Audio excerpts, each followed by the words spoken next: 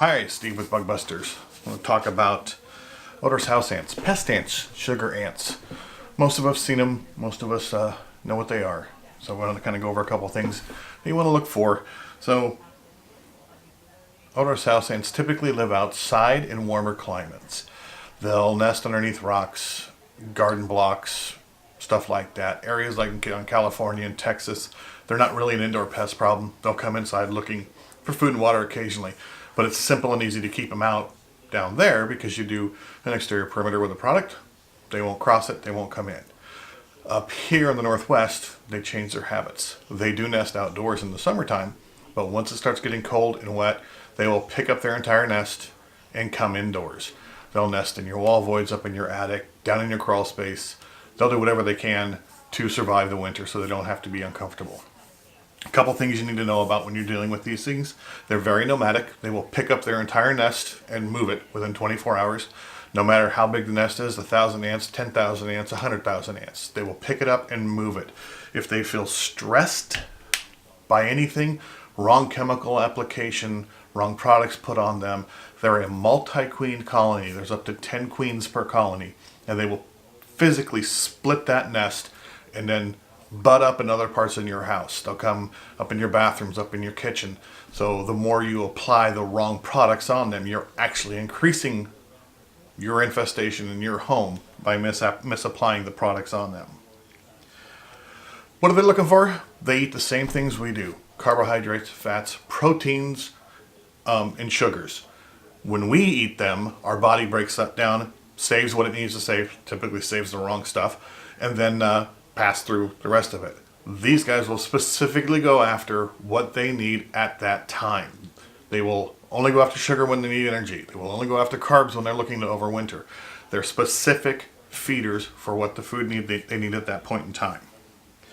The way they find their food is that they'll trail. They'll send out foragers, scouts looking for it. They will aimlessly wander all over your home looking for food. Once they find that spot of food, they're going to take a bite of it and lay a scent trail, a pheromone trail directly back to the nest and telling all the other ants, hey, look what I just found, follow my trail, and they'll come out trailing to that spot if the food source is still there. Each ant will continue to feed off of it and lay out that scent trail, that pheromone trail. The longer the food stays there, the thicker that trail gets, the more ant activity there is. You'll see evidence here that shows how that pheromone trail can actually stain concrete, and it'll last, some people say, up to 3 years. There's nothing we can do to cover up that trail. Things you need to do in controlling them: sanitation, number one thing. Make sure there's no food source for them. Make sure there's no standing water. Make sure your sweets and stuff, especially in your pantries and your cupboards, are cleaned up. Honey jars, jelly jars, stuff like that. Do not spray over-the-counter pesticides on them. Those products are too hot, too aggressive. They will split, they will bud. You will create a huge problem. If you're going to do anything at home, you want to use baits, low-impact baits. We always recommend, of course, you call a professional out because these ants are very difficult to deal with, and you got to kind of apply the right products at the right time. We personally use low-impact products, low-impact baits, items that are non-repellent, so they can't detect them. So they'll walk through them, they'll feed off of them. It doesn't kill that ant for probably 5 to 7 days. It gives that ant time to go back to the nest, share it with the others. Then we start getting that domino effect of eliminating the population. This may have to be done once or multiple times depending on the size of the nest and how bad they are.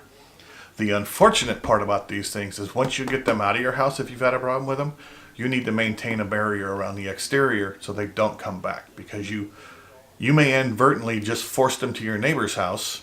They don't know how to deal with them properly. They end up spraying the wrong products, this and that, and over a period of about a year, all of a sudden you now have them all back because there was scent trails, pheromone trails laid in your house to tell them where to look for food, and then you have no barrier around your house to stop them. So, if there's anything we can do to help you, give us a call. We're here to help. Let us know. Thanks.